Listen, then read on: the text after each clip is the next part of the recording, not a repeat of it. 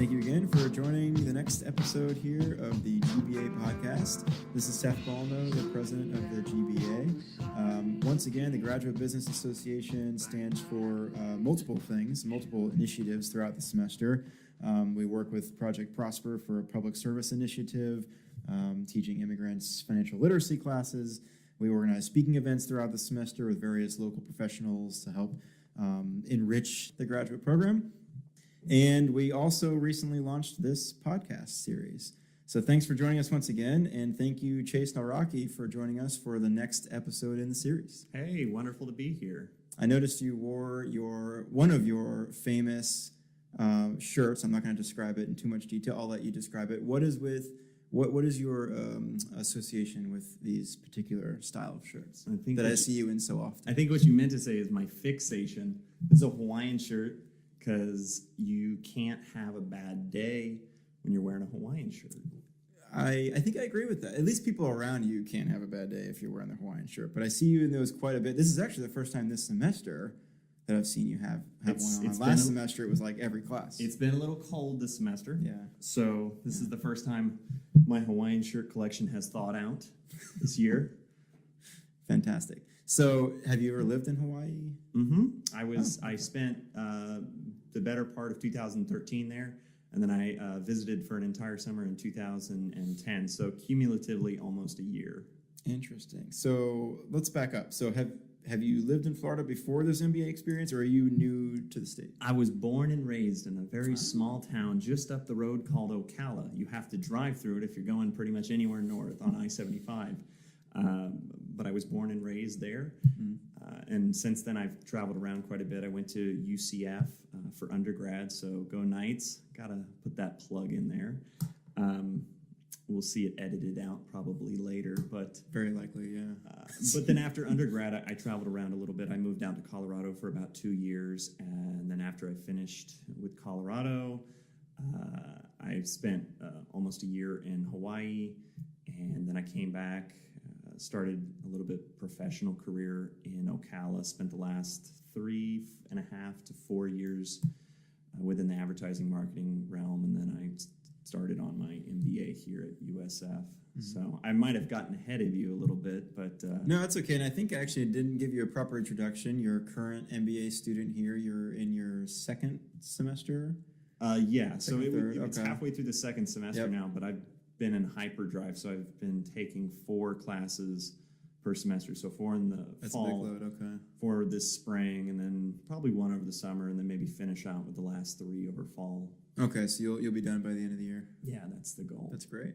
And right before you started the MBA, I know that you were traveling for quite some time. You took a break from work and you kind of traveled around the world, and then you landed back here and started your MBA program. So let's back up to that. So you came back to Florida. You were working in the marketing field, right, for a few years? Yeah, marketing and advertising. I was the last well-known position I was in would be Clear Channel Outdoor. You see their billboards everywhere. I was in the Central Florida Orlando division, so we pretty much maintained all the way up to the state line down to Cocoa Beach, and with the exception of Jacksonville and Tampa, we controlled everything in between. So it was the largest. It was the largest division in the country, and I was in the marketing team there. And I spent 3 years. Great company. Really enjoyed my team. I just wanted to pursue other options. Then I took a job with a venture capital company. Unfortunately, as with high risk endeavors, it just didn't work out. You know, the team, the structure wasn't there, the culture wasn't there. It had a lot of promise, but after spending a year in that position, it just wasn't the right fit for me. So after saving up a ton of money, knowing that it wasn't going to be the right position for me, 3 months into it or so, once I hit the 1 year mark, I took off and I did a round the world trip. And I hit up nearly 40 countries along the way. And I truly made it a round the world trip by starting here in the U.S. and working my way westward until I essentially came back to the U.S. So I kept taking flights west until I got back to the U.S. from Europe. Interesting. So you started this trip right out of Florida, and then where was your first stop? Colorado. Okay. I wanted to go skiing. So it was in February. Well, technically it was Panama, wanted to do some scuba diving first. Then I came back to Florida. Then I packed my bags. Then the very next day I was in Colorado and I skied for a week there. Then I flew back to Hawaii, went to Kauai, Oahu, stopped over in Japan for a couple days, spent a month in the Philippines, went down to Singapore, then to Indonesia, spent a month in Bali, which is overrated, but it was still fun. And then I just made my way back up, and the last stop in Asia was Burma, Myanmar, and then I headed over to Europe. Why is Bali overrated? I think that if you haven't been, you have this idea of what it is in your head, and then when you go, just like anywhere on earth, just like anything, you have expectations, and then once you try it, taste it, see it, hear it, watch it, things change. So it's a small island, not a ton to see, very touristy, and the culture is kind of blended in with tourism to make as much money off the tourists as possible. So it's really not authentic. And on the complete opposite side of things, you've got Myanmar, Burma, which just recently opened up to tourism. It's been ironclad communist for 50 years.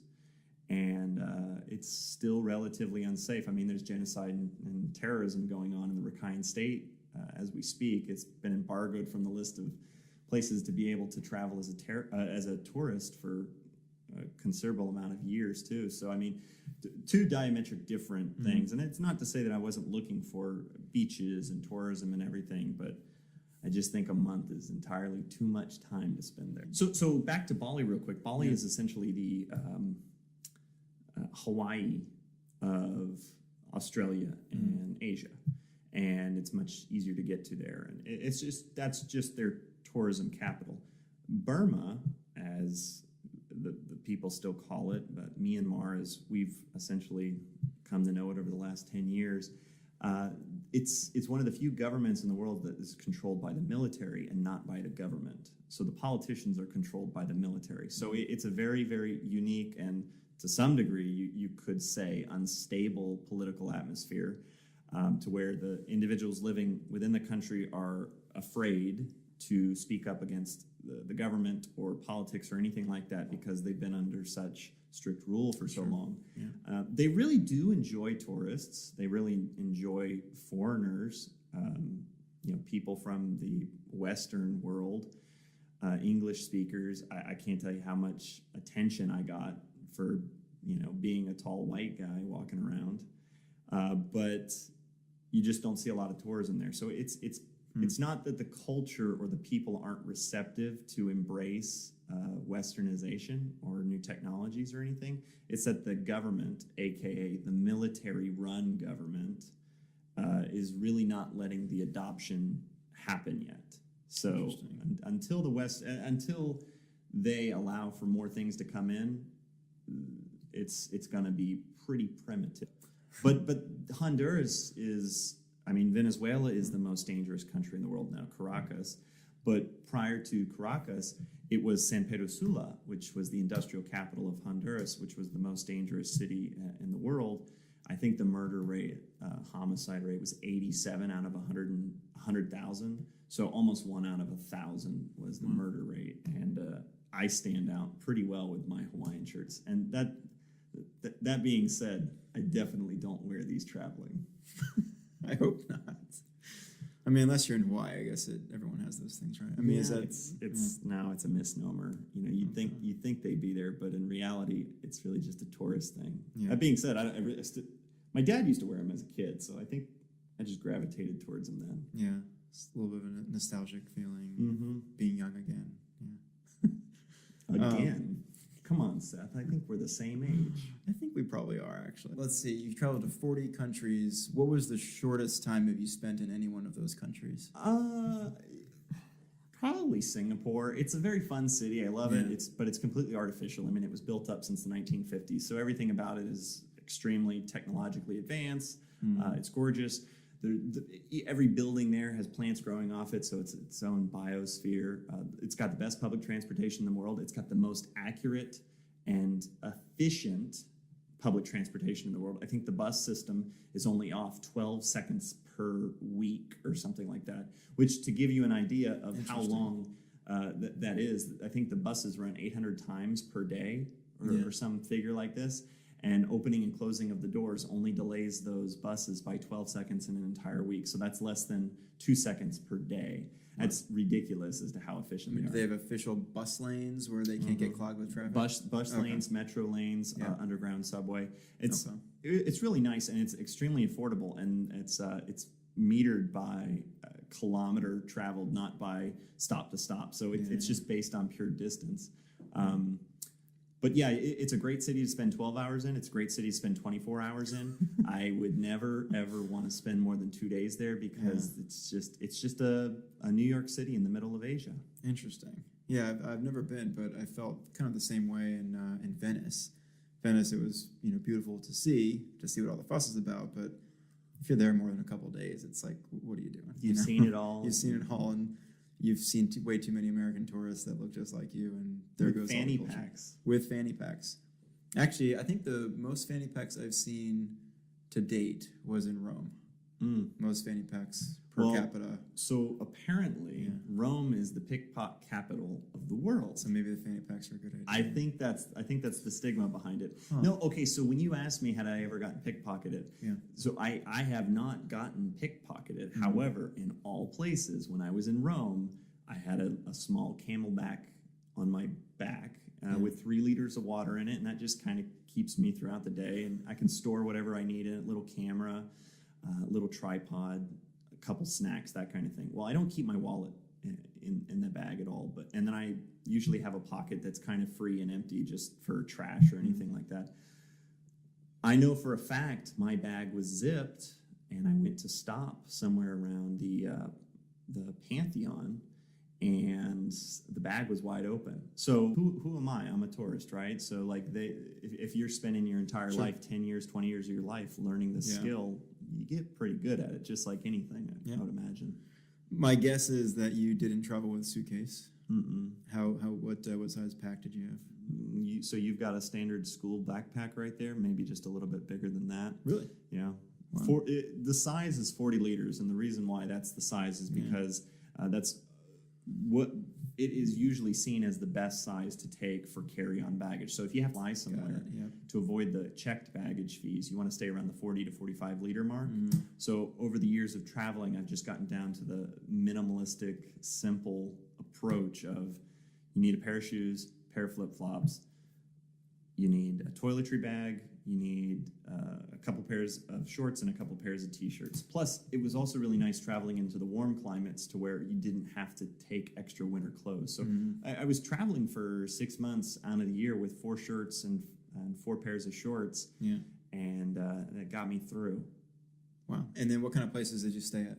Hostels? It was almost exclusively hostels. Okay. The only time I ever stayed anywhere nice was if I was hanging out with a group of people and they offered to, say, hey, we'll get a hotel, you just buy us dinner, something like that. So Japan was one of those few places where I was hanging out with a couple older guys, and they all just wanted to relax, but they were cool enough to get the hotel Airbnb room, and we just went out for dinner or something like that. But along the way, I met, I don't know, dozens of travelers and everything. And I did solo travel the whole way. So the only time I ever traveled with anybody is if I met them in the country or the city I was at, and we decided to spend 2, 3, 4 days traveling to do the same things that we wanted to do, and then we just split ways. I had an unlocked cell phone. It was just a Samsung phone, some basic waterproof capabilities, stuff like that, just to kind of keep me by. And every country I went to, I bought a new SIM card. It's surprising. It's miraculously how cheap data is in other countries. I can buy a SIM card that'll last an entire month in Poland for $7. I can buy a SIM card that'll last an entire month in Thailand for $6. Same thing in the Philippines, $10 for all month, almost unlimited data. And then I come back to the United States, and my phone plan is $50 a month for capped data. So, the telecom industry has some making up to do. And so I can imagine, it sounds like you've done quite a bit of traveling before this big trip, but, not much can prepare you for having 6 months with a backpack traveling around. So what kind of resources did you turn to either before, leading up to, or on the trip to help make your life more efficient with packing, with the type of cell phone to have, the type of places to visit first? I mean, what did you turn to? Yeah, to answer those questions, and this might sound silly or crazy or ridiculous, I did not plan on doing a round-the-world trip, and I did not plan on being gone 6 months. My original goal was to simply go snowboarding for a week and then go to the Philippines for a month and cap out my visa stay. Go scuba diving with whale sharks, go diving with thresher sharks, do a bunch of scuba diving, a bunch of hiking, enjoy it, and then come back to the U.S. Well, when I got there, I decided that just wasn't going to work out, and I just decided to continue traveling. And I didn't have a date that I wanted to come back by, and I didn't have a timeline. I just knew that after spending a month in the Philippines, after quitting this job that was kind of hectic, I said I need a longer vacation. So then I just kept planning my next country, and I usually would plan 3 to 4 days in advance of when I would travel to the next country. So there was really no long-term planning, and there was no set date to when I was going to come back. The only thing I knew was I needed an unlocked cell phone that would work overseas, and so I put a little bit of time and effort into getting one of those. And I needed a backpack that would be able to be carry-on sized wherever I went, that was built well. So other than those two considerations, that was the only thing I cared about really at the time. Interesting. And then what was one of the some of the coolest things that you've seen from country to country traveling around? I mean, what were the most memorable experiences that you had? I think you could say food, because what we consider to be Chinese food, or what we consider to be Filipino food, or what we consider to be Greek Mediterranean food, Polish food, German cuisine, unless you go to these places into the mom and pop stores, I would not think that you could ever really imagine what it's being cooked with, because we just don't have the ingredients sourced here. And tradition kind of dies as you cross the Atlantic or the Pacific Ocean. So we start to mingle in with the U.S. culture, and everything just kind of gets twisted up and tossed around and made into its own mixture. And that's not to say the U.S. version of anything is bad. It's just to say that it's very authentic when you go to the place where it originated from. So Filipino food is great. I love it. I love Greek food. I can't get enough gyros and lamb and baklava. That's my favorite thing in the world. And it was just miraculously cheap over there. But besides food, sites, I've seen active volcanoes erupting and exploding in the Philippines as well as Indonesia. I was there when earthquakes were happening, tidal waves and tsunamis. The tsunamis didn't happen, but they were predicted to happen. There were warnings. I've been there. I've seen 24 whale sharks at one point in time on a single dive. I've seen thresher sharks. I've seen tigers. I have not seen bears. I was thinking in my mind, lions, tigers, and bears. Oh my! But ancient architecture, that kind of thing. So I've seen quite a bit of stuff. What would you say to anyone listening that has contemplated, or maybe is only right now contemplating, the idea of taking call it a gap year, call it just a break, call it time off of your career, time away from your everyday life? Describe some of the philosophies that go into that decision. So 3 things. One, it's amazing how few Americans travel and how few Americans actually have passports. And in my travels, when I would travel, and just from a population standpoint, the U.S. has 330-ish million people. Canada has around 30 million people, okay? Canada has 10 times less individuals in it than we do. While traveling, the majority of English speakers that I met that were from North America were from Canada. I would say 10 times more Canadians than Americans. So put into perspective as a proportion, that's essentially 100 times more Canadians travel than Americans. And that number can't be statistically found, but I met considerably more Canadians than I ever met. And it would get to a point where it's like, play the game, find the American. Okay, I'm the American, but who else is the American? You rarely will find another one while traveling abroad like that. Yes, you'll find them in Rome. Yes, you'll find them in Athens. You'll find them in Barcelona, and you'll find them in Paris, because that's where we as Americans think to travel. And then we never go out of our comfort zones. We might go to Cancun and stay an entire week at a resort and never leave the resort because it's all you can eat food, all you can drink. And then we tell people when we come back, oh, I had a great time, I went to Mexico. Well, what'd you do? We were in the resort the whole week. You didn't travel. You could have done that in Destin. You could have done that in Clearwater Beach. But yes, you're saying you're traveling abroad. So I find far more Canadians travel, and that's great. That being said, the majority of individuals that I ran into call it a gap year. They usually do it in between high school and college, or right after their bachelor's degree in college. So I did it a little bit later, but I don't regret a single thing, because it's so nice to be able to do and see so many different things when you have the opportunity and the time to do it. I'm fortunate enough to not have the obligations that, say, some of my peers have, or that my parents had when they were my age.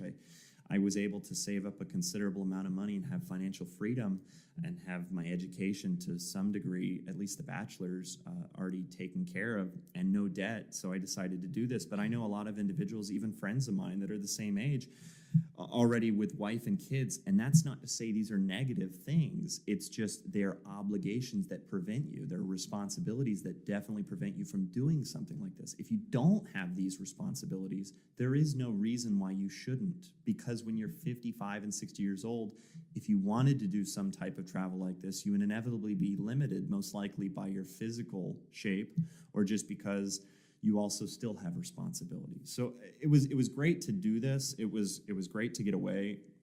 It's not to say that I don't want to do it again, but it didn't.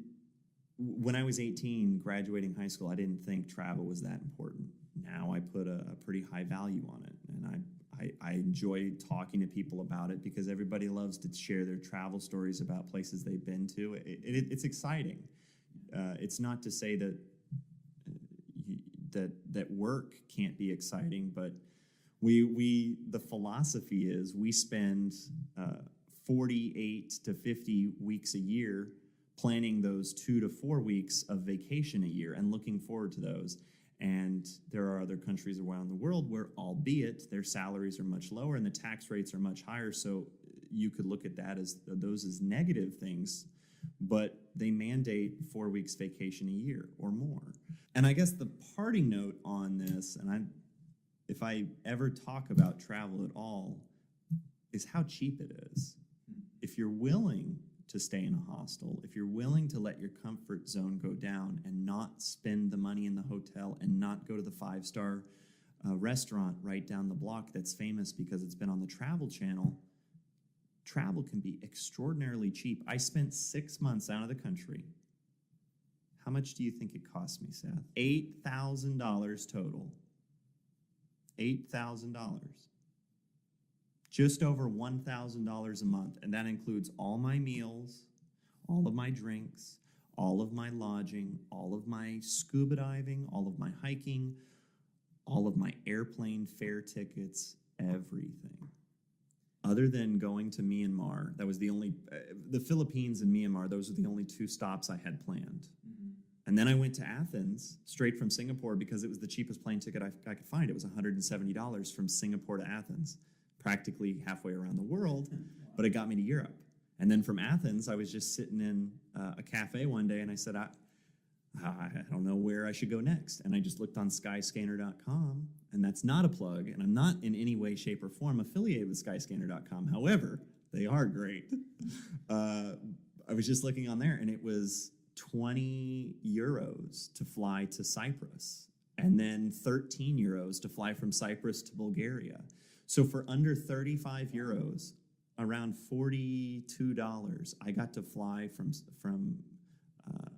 Crete to Cyprus, and then Cyprus to Bulgaria. So then that got me into the EU, or the outer ranges of the EU, to where I could take a bus for the rest of my trips, $5 buses from country to country. a solo traveler, I don't have a lot of luggage with me. If the flight is $300 versus $100 and the time difference is 4 hours, save yourself $200 and take the earlier flight. Spend that extra $200 on getting scuba certified, going on a midnight trek through the jungle. Do it on an eco-friendly, whatever you're into. Apply the money that you're saving on whatever makes you tick, whatever you want to do, whatever something is that you think would be interesting that you've never done before. So with all the travel, and this is going to be the last travel-related question, going from point A to point B, I mean, you were on a lot of buses, trains, and airplanes. So was there a favorite podcast that you tuned into and listened to all around the world? I mean, what was it that you read, or listened to kind of get you through the time? I read a lot of travel blogs for countries that I was in. So, and there aren't a lot of travel bloggers out there that have done the exact same path I took. So I couldn't just follow one. But a simple Google search of travel blog and then insert city or country that you're in will produce lots of results. It'll kind of shed light on their steps that they took, prices, even people and tour guides and individuals within the city that you could contact to get information from because they're English speaking or whatever it is. So travel blogs are great. I listen to a lot of music, and oddly enough, I never watch movies or TV. I just don't watch it. I'm always out at the beach. I'm always scuba diving. I'm always fishing. I'm always traveling, doing road trips, hiking, whatever it is. So I never go to the movies and I never watch TV. However, these long buses, and I've taken bus rides, one was 16 hours, another one was 22 hours. I've taken very long bus rides. Well, you can only read so much. So for these long bus rides and these long flights, my longest flight was 16 and a half hours. The only thing I would do is I'd download music I hadn't listened to, and I would download movies or television shows that I had heard a lot about and wanted to catch up on. So it's so funny because in the last 10 years of my life, I've watched maybe 5 movies and a couple hundred hours of television max. But on these 6 months of traveling, I watched more movies than I think I've ever watched in my entire life, just to get caught up on pop culture, Avengers, Marvel movies, and stuff like that. So movies kept me interested, but that's only because there's so much I hadn't seen. And travel blogs really got me excited about places I was going to that I was currently in, and gave me good insider tips on what to expect. And how about today? Any favorite podcasts that you might be listening to now, or anything that you're reading specifically that you'd find interesting? I really enjoy all of and I'm going to butcher the name. He's a Brazilian author, Paulo Coelho. He's most famous for the book The Alchemist, which I've read a handful of times. It's a good short read. I think it's under 200 pages. You can get done with it in 5-6 hours, depending on what your reading speed is. But it's all about just, I guess, the very simplistic way is finding out about yourself. Now, I guess the book goes down its own little path, which if you've read it, you know. If you don't, it's really just interesting about shedding light on this kid's dreams and aspirations, to where he didn't even have to travel that far to find them, but along his journey, he traveled around the world pretty much. Great story. Everything by him is fantastic. I'm on a book currently. I just got it. I haven't started reading yet. I think it's Down by the River, She Wept, or something is the title. I can't really dive into it because I don't know anything about it, but his works are really good. As far as podcasts, when I listen to them, besides, say, talk radio, anything Adam Carolla or Joe Rogan is always funny. It's always interesting, different lights on, shed a little bit of light on different topics, and they go all over the place. So stuff like that keeps me interested. All right, so now that you're back in the States, you're not traveling anymore currently, you're enrolled in the MBA program here at USF St. Pete. Are you picking a specific focus track, or what do you like to get into when you reach graduation later this year? So my undergrad was in marketing, and my professional career has all been in marketing and advertising. So 5 years of that. And when I decided to go back for my MBA, I wanted a little bit more diversity. I wanted a little bit more experience in other fields. Not to say that marketing isn't great, it isn't fun, blah, blah, blah. I just don't have enough experience in the management realm or in the ISM, MIS realm. So I decided when I was looking at focus tracks to focus on management as well as ISM, essentially computer database. I know we've taken classes together in that realm to get me a little bit more familiar with the way technology is going, because inevitably that technology is woven into every facet of business. So getting familiar with that is great. And not to say that's where my degree is going to take me, but to have some familiarity with that is key, because you will inevitably be on teams with these individuals, and you need to know how to communicate with them and what the ask needs to be. Even if you only have a little bit of familiarity, you know what the program or what the database can do. So I put more focus on management and the ISM tracks, and I enjoyed it so far. I think the classes, some of them are intro classes, some of them dive a little bit deeper, and it's all great material so far. And you think you'll be looking to go back into the workforce as soon as you're done, or do you think there's going to be another travel jaunt? I think it's probably more important at this point to get something going, because the travel was great. I got that out of my system, but now that I'm back in school, I actually need to apply what I'm here for. So over the next few months, I'll be pursuing some opportunities to see where that goes here in the St. Pete area. Or even into Tampa. I just don't really want to cross the Gandy or the Howard Franklin. It's scary. It's really scary. And so, I drive it a lot, but... well, you live down here now, right? I know you were commuting from like Ocala for a while, but now you're in South, you're way south. Coquina Key. It's the area is a little bit more of the sketchy area of St. Pete, but the island is gorgeous. It's once you cross onto the island is just...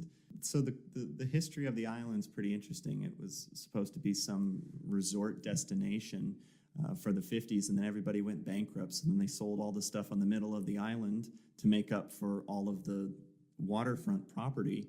And it's kind of been that way ever since, and then the market took a crash 10 years ago, and then the same thing happened. So all the stuff in the middle of the island is like single-family homes. It's pretty nice, older style construction that's been flipped or remodeled. And then the outside of the island is just like a resort community like you'd see in Madeira or Treasure Island. It's pretty, it's nice, and apparently there's good fishing, but I don't know yet because I just moved.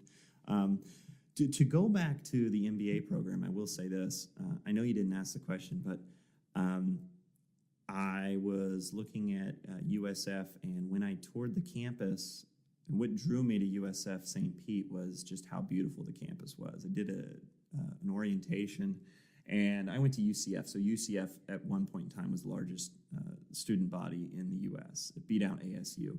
And the campus is modern and everything, but it's far away from the water, and it's just Orlando. It's kind of a nasty town. Not to say that Orlando is nasty, but it's a city, and it's landlocked, and it's just a city. I don't really have any love or affection for big cities, and St. Pete it is a city, but it's a smaller city, and it's surrounded by water, and it's beautiful, and there's local artwork everywhere, and the campus here is waterfront, and the campus here is gorgeous, and it's modern, and it's small, and it's intimate, and it's cute, and that's what's beautiful about the campus here. And the MBA program is highly acclaimed and rated.